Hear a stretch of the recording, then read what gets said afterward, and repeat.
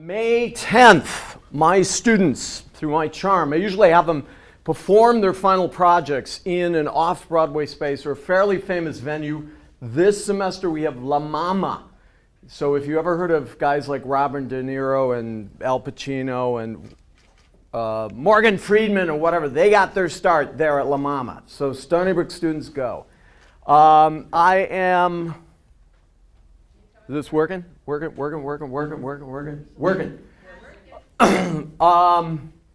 So that's May 10th. Monday nights over at Stoller up in 3022.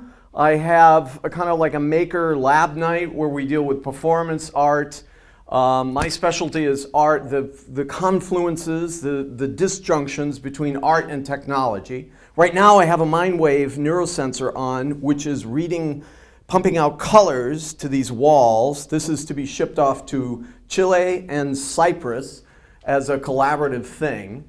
What else is coming up? So if you want any Monday night, you want to head up at 7. It's up there at Stoller, 3rd floor near my office, and we try out our toys.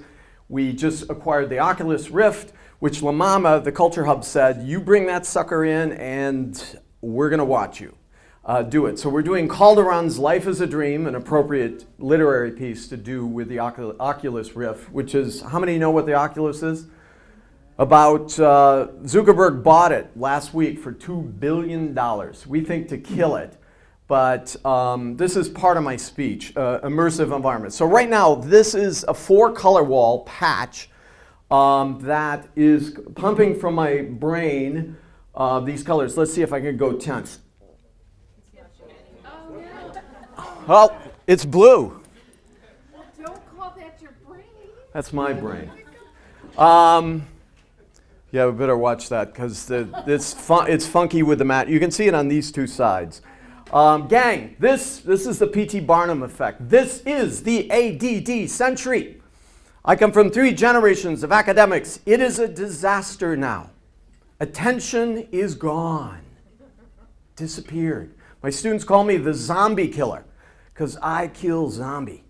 I say every child left behind because we need adults. We got 80 years to turn this around. 80 years in the history of the earth to turn around things. We do not need children on this gig. We are not in a comfort zone any longer. This is dire, gang. And whether technology sends us down the wrong path, which it usually does in Faustian ways, we shall see whether we can correct this by levels of communication around the world. I'm presently working with Cyprus, a cultural hackerspace in Cyprus, an old Fulbright student in Chile. Just did a collab with her the other night from Santiago, a night before the earthquake hit down in Santiago. Where else? Moscow. I'll be off to Dubai in 2 or 3 months. I take my students in the city. I live in Park Slope, so I'm in one of the busiest sections of current New York. The title, okay, let's see if I can get this to work. You gotta hulk up like this, and then you actually have to throw the hertz to your face to create a mask that sends the impulse of 6 different waves to the face. I gave this to my assistant 2 years ago, and he came back the next day. He said, "Professor, I started my air conditioner with my anger this morning." What he did is hook the MindWave up to an Arduino, hooked it to his air conditioner in his dorm room, and he did this tense thing, throwing 7 hertz up to the face, and that is what happened. I think we need to ride shotgun on this because this is a program called Max MSP, which takes a lot of processing rate, and it's communicating to the laptop. It's tuning out. Let's go to the talk. Anyone interested in the MindWave? I've had the Emotive, any new neurosensor. I'm speaking to Intel about the new RealSense camera. Google's coming out with Project Tango. Any low-cost consumer type gimmicky type stuff, we snap it up, my students and I.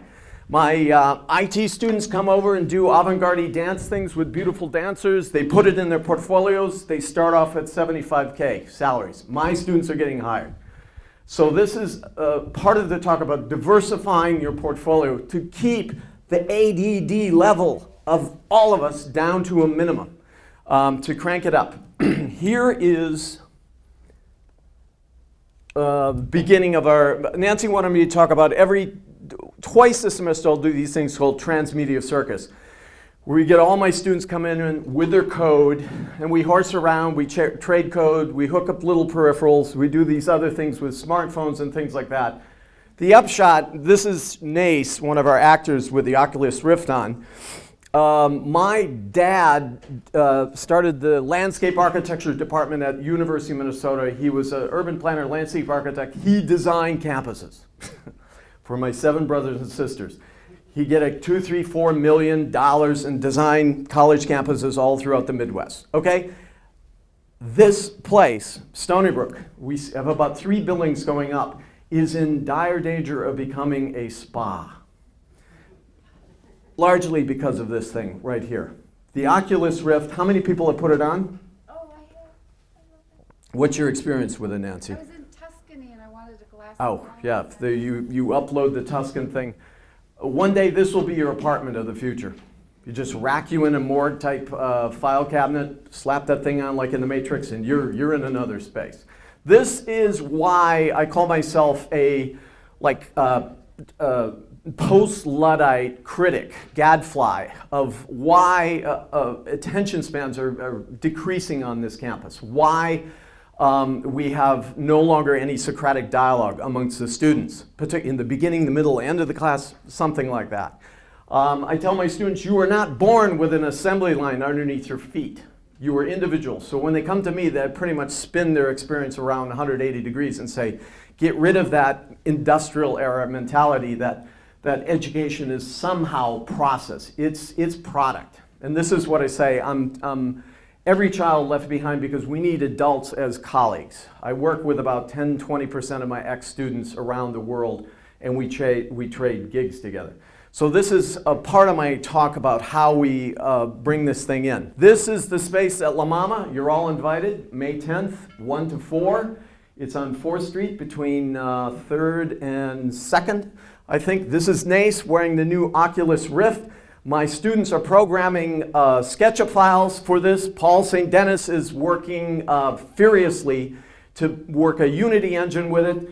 We're also working with my big love here, I have it here, I'm not going to pull it out, the Kinect, so that the actor can walk out on the stage and move this and actually move the environment around with gestures. The image from what he sees will be pumped out onto a space. This is one of my favorite spaces in New York. I used to take my students there for 5 years until it went away.